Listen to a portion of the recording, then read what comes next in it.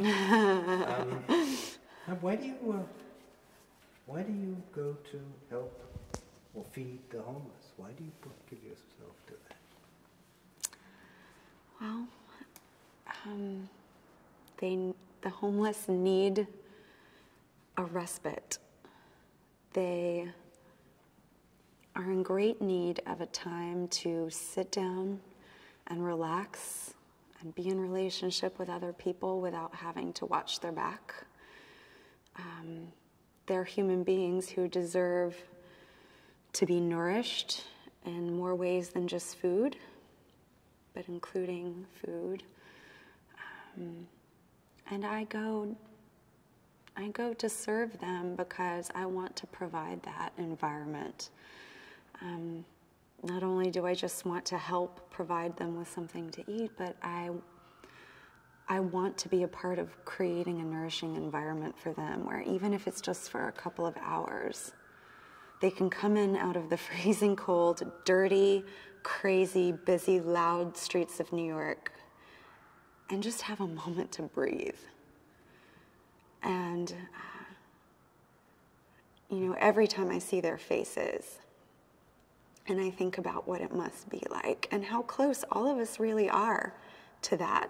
None of us are exempt from it. The wealthiest person could lose it all tomorrow. The person who seemingly has everything together, it could all fall apart tomorrow. It could. And that's a hard thing to realize, but I think more than ever in this time in America, people are realizing that they're just a breath away from it. Nobody can look at anyone else and wonder why they're in the circumstances they're in. And when I see the face of the people who come in to sit down and eat, my heart just absolutely wants to explode. Just to watch them be able to sit down and relax and take a breath, warm up, eat some food. I think about how much I cherish the time when I can just sit down for a minute and be quiet and eat something and sort of rejuvenate myself in the midst of a busy day. And I think I just want to provide that opportunity for other people too. Are there other places in your past, in your own emotions that seem to be ringing a bell? And those places, when you see the homeless? I know you've never been homeless, so I know that. Yeah. But is there any kind of... I might be after seminary when I have all these student loans to pay off.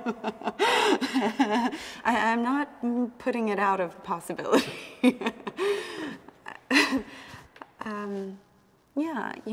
I definitely resonate with them on a deeper level. And I think if everyone actually looked inside themselves, anyone can resonate with that feeling of displacement, a feeling of not being quite certain where you fit in some capacity, not having a place that's really home. You can have a penthouse, in the most beautiful building in Manhattan and still not have a place that's really home for you. And I think every human being has some place in their heart and in their psyche that's a little bit like that. And I think if everybody could actually locate that, which is not something that we're apt to do. Nobody wants to sit down and start thinking about the places where they're barren. But if people did, there would be a lot more compassion. It's easy to look at another human being and feel sorry for their circumstances and then move on. Part of that is because admittedly and sadly we have to move on. You have to go to work. You have to get up and take care of your children. You have to take care of your sick parents. There are a lot of things we have to move on and do.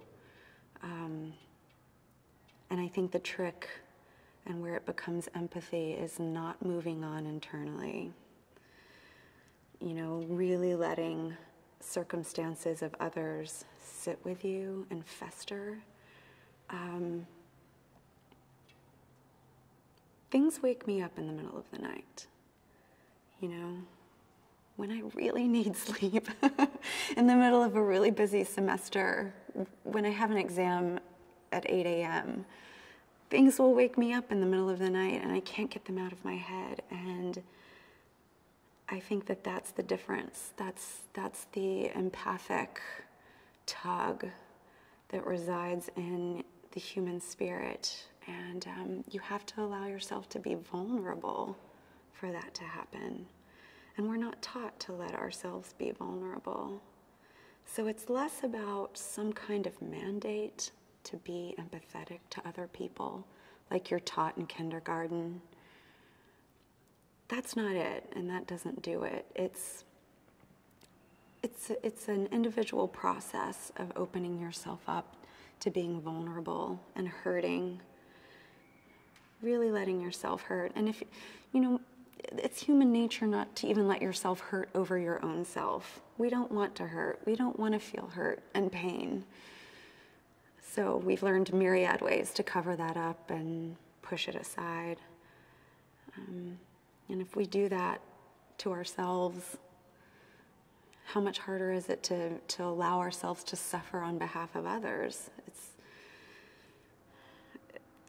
It's a very difficult thing, and it takes a lot of courage, and it takes a lot of deep thought, and it takes doing it purposefully. It doesn't happen by accident.